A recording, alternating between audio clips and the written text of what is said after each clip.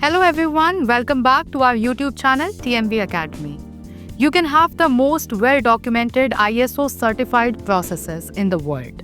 But if employees don't understand them or fail to follow them, those processes become nothing more than words on paper. This is especially true for ISO work environment standards, where employee awareness and daily actions directly impact quality, safety, environmental performance, and compliance. This session will walk through how to train employees effectively so that ISO work environment standards are understood, accepted, and consistently applied, turning them from compliance requirements into natural workplace habits. Understanding ISO work environment standards. Before training employees, it is important to explain what work environment means under ISO standards. In ISO 9001 quality management, it refers to conditions that help achieve consistent quality, such as workspace ergonomics, lighting, and a positive social atmosphere. ISO 45001 Occupational Health and Safety focuses on eliminating hazards and managing risk to keep employees safe. ISO 14001 Environmental Management includes workplace practices that reduce environmental impact, such as waste management and energy efficiency. ISO 27001 Information Security covers secure physical environments to protect sensitive information. Employees need to understand that the work environment is not just physical space. It also includes social, psychological, and environmental factors. Now let's discuss why training on work environment standards matters. Employees are the ones who operate within and influence the work environment every day. Their knowledge and behavior directly determine whether quality targets are met, safety incidents are prevented, environmental performance is approved, and data remains secure. Without proper training, compliance can become inconsistent, leading to audit findings, safety hazards, and reputational risk. For example, a machine safety guard is ineffective if workers remove it for convenience because they don't understand its importance.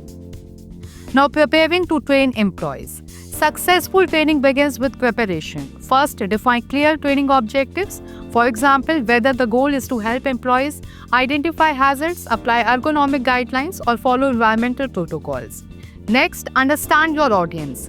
Training for office staff will differ from training for production line workers, so examples, language, and delivery style must be tailored. Develop training materials that translate ISO clauses into plain language with visuals, workplace-specific examples, and real-life scenarios. Decide the delivery format, whether it is classroom sessions, toolbox talks, e-learning, or on-the-job demonstrations based on your workforce needs. Delivering the training. Effective training starts with explaining the why these standards exist, how this benefit employees, and how they connect to quality, safety, and job security. Use real-life workplace examples such as fixing noise problems or improving lighting and relate them directly to ISO clauses. Make the training interactive by encouraging questions, facilitating group discussions, and involving employees in problem-solving exercises. Demonstrate best practices on the spot. For instance, showing the correct way to wear PPE or adjusting an office chair for proper ergonomics. Always link the training content to each employee's specific responsibilities so they know exactly what is expected of them in their role. Measuring training effectiveness. It is important to verify if the training is working. This can be done through post-training quizzes, on-the-job skill demonstrations, and observation of workplace behavior. Audit results can also indicate effectiveness. A drop in non-conformities related to the work environment shows that training is having an impact. Collecting employees' feedback after sessions can help refine training materials and methods for future use. Aligning with the PDCA cycle. Training programs themselves can be managed using the Plan, Do, Check, Act, that is PDCA cycle. In the plan stage, identify gaps and develop the training plan. In Do, deliver the sessions. In Check, assess understanding and observe application in the workplace. In Act, adjust materials or methods based on feedback and performance data. This ensures that training continuously improves, just like any other ISO process. Now, integrating training across the standards. If the training follows multiple ISO standards, integrate training where possible to save time and avoid duplication. For example, a session on ergonomics can address both ISO 9001 quality and ISO 45001 safety. Waste management training can serve ISO 14001, that is environment, and ISO 9001 efficiency. A secure workspace module can support both, that is ISO 27001 information security and ISO 9001 process control.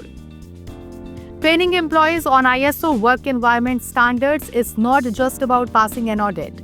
It is about creating a workplace where people feel safe, valued, and empowered to do their best work.